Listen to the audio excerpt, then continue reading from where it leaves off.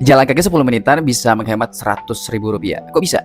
Jadi ceritanya kemarin aku habis traveling dan pas kembali ke Indonesia, lebih tepatnya di Bandar Udara Sultan Hasanuddin Makassar, pas mau pesan taksi online itu harganya Rp224.500 dari kedatangan ke tempat tujuanku.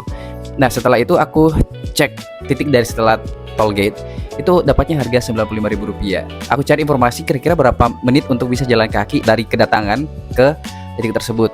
Dan itu butuh waktu sekitar 10 menitan. Nah, kemudian aku berpikir kalau jalan kaki keluar, pasnya bakal malu, bakal dicap kayak pelit.